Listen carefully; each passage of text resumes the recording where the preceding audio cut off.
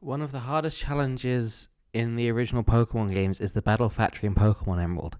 Playing through the game's story is so simple that players handicap themselves with additional rules in the form of Nuzlocks to try and find some sort of a challenge. Pokemon Emerald introduced the Battle Frontier, which is significantly harder than just defeating the Elite Four and Champion. But even though the battle facilities are certainly much more challenging than the rest of the game, players have streaks in the thousands in many of the facilities. Battle Factory, however, is a different beast. Unlike the other facilities, you do not bring your own Pokemon. Rather, you select 3 of the 6 options given to you at the start of the round. That's 3 of the game's own Pokemon. Thanks to this restriction, nobody had achieved a run longer than 100 battles until 2022, 15 years or so after the game's released, when Wildcat Formation achieved a record 119 wins, as we can see here. Although not on the official Smogon leaderboards yet, LRXC then defeated this record last year with a streak of 154. Even so, the Battle Factory has some flaws that make it easier on the player. In the first 2 rounds, the AI is completely random, and the 3rd and 4th round are very close to it. And even then, after that, when it uses the smart AI, it still has many foibles that make it easier to defeat than a competent human opponent. So I decided to make a ROM hack of the Battle Factory, known as Dream Factory. It's called that because it's the Battle Factory of my dreams, in addition to providing an incredible challenge to the player. I've also removed a lot of high variance elements that are otherwise not very fun to play with, and have very little counterplay, like one-hit KO moves, evasion boosting moves, and more things like that. I've played competitive Pokemon for a decade, and I made this ROM hack with some sets from the world record holder LRXC, and with some playtesting done by Wildcat, even though I'm sure both of them can find flaws in it. You know from that this is going to be a real challenge, especially if you're a Nuzlocker watching and you're looking for something difficult to do that's different. This could be it.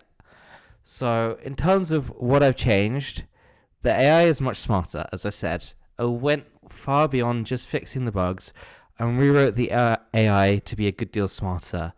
It even switches more often than it used to, thanks to changes that I made to how it makes decisions. Sets have also been revamped massively. For one, there's now at least 2 sets for every single Pokemon in each round.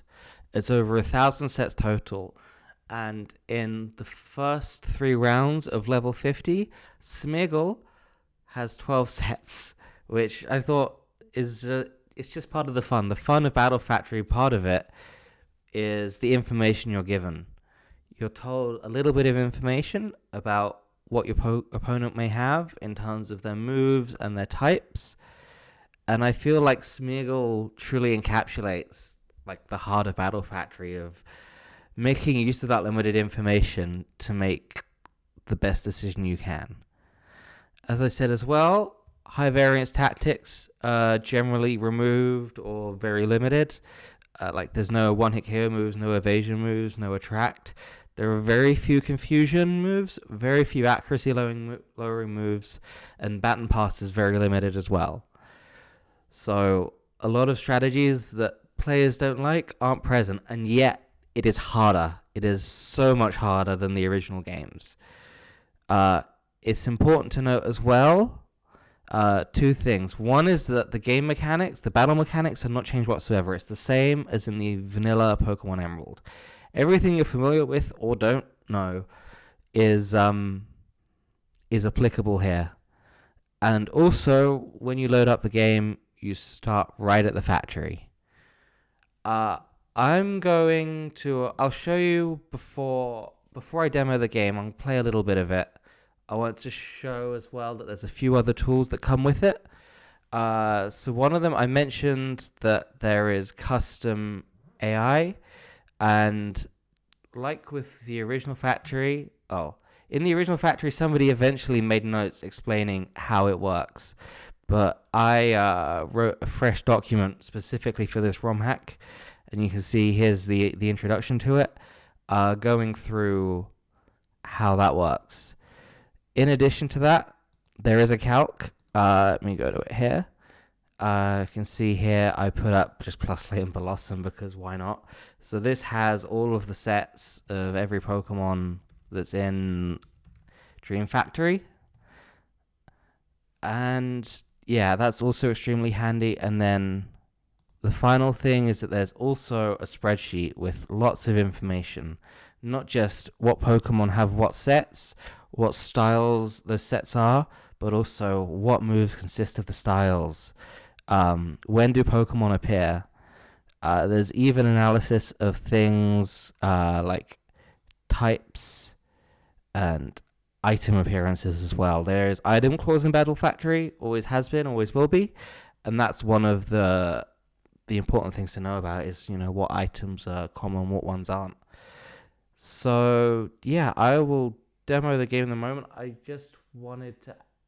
There's one more thing, but I want and the one other thing that I wanted to mention was the in the original Battle Factory you can get multiple of the same Pokemon in a draft. Although because of the way they've distributed the sets, that can't happen until that can happen in open level, I guess, at any point. Or at least after the first 4 rounds in open level and after the first 7 rounds in level 50, which not many people make it that far, so not many people see it. But there's no restriction. There's just a restriction on getting the same set twice. But in this, I decided to ensure that you always see 6 different Pokemon. Part of that was to avoid soft locks, as when Pokemon can have so many sets, the risk of legitimately not even being able to pick a team gets higher. But let's turn the sound on, and I'll do 1 draft and 1 battle to close out the video. So I'll do level 50. I'm more comfortable with it. You can see I've been playing for a while. I've not gotten very far. Some of my friends have managed to make it past round 1. I haven't yet on this ROM. I have some test versions, but here we are. So you're always told the type and style preference. In this case, there's no type and there's no preference for any particular style, so they don't have enough of any of the moves to trigger these things. So here we've got Ledian.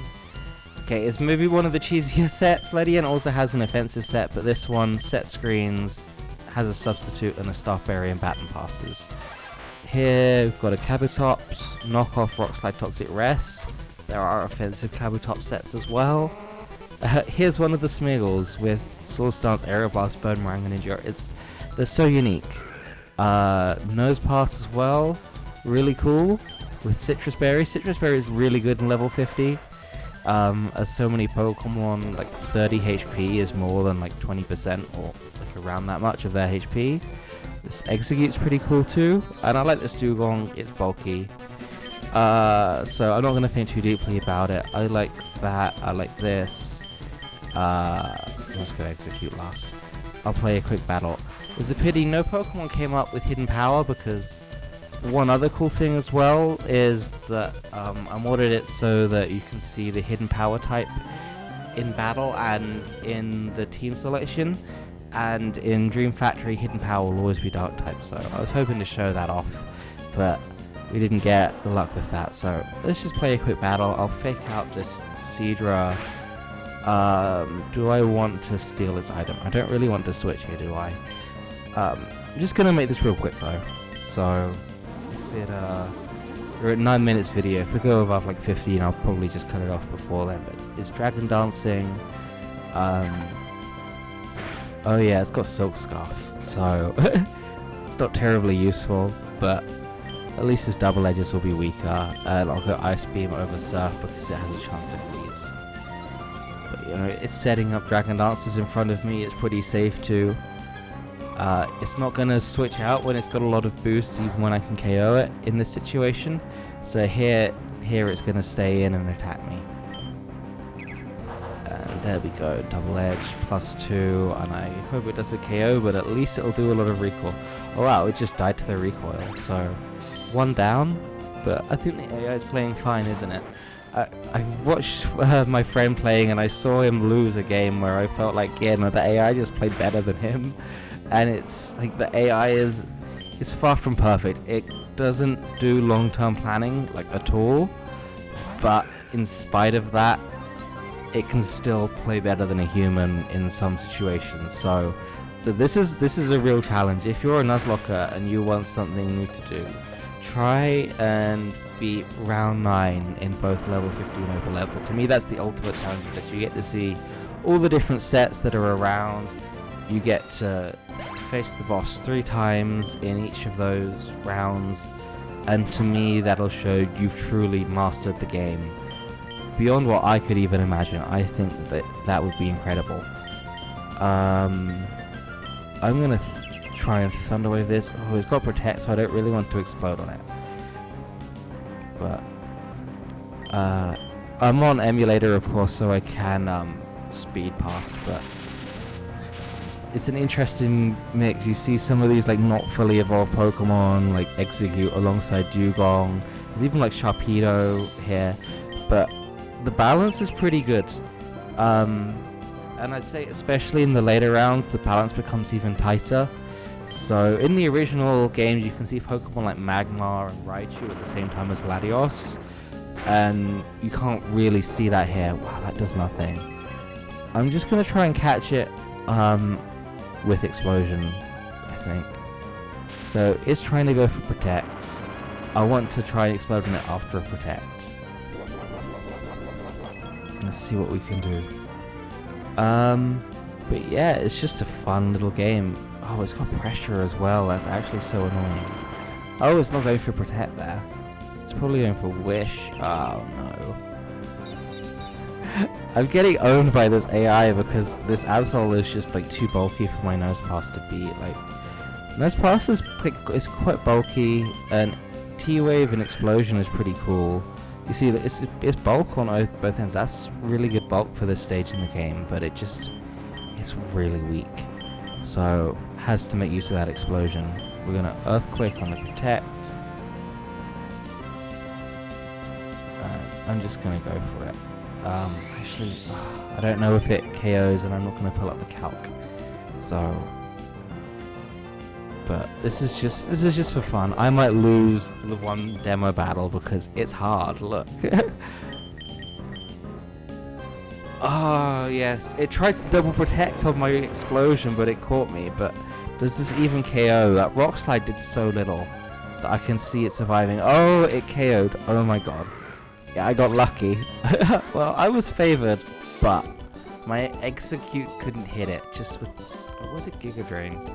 So I'm not sure, but yeah, that was cool, right? So yeah, I hope that this interests you. I hope you have a lot of fun. Oh, to download it. Oh, let me go to the Discord. Yeah, just join the. Oh God. Just join my friend's messages. Hopefully it's fine. Yeah, join the Discord. You can download it here. There's also an introduction. There's a link to all of the tools, and there's even some achievements that get shown if you manage to do something as remarkable as beating round 1, which only like 2 or 3 people have done so far. So yeah, I think 3. So yeah, it's only been out a couple of weeks. This is the announcement video, so hopefully it picks up some more steam. And I'm very excited to see LRXC playing it on stream at some point. But many thanks. Come and try it out. Discord will be in the description. Lots of love. Come. Is that the right thing to say? Whatever. Enjoy. Come play. Come try it out. Bye-bye.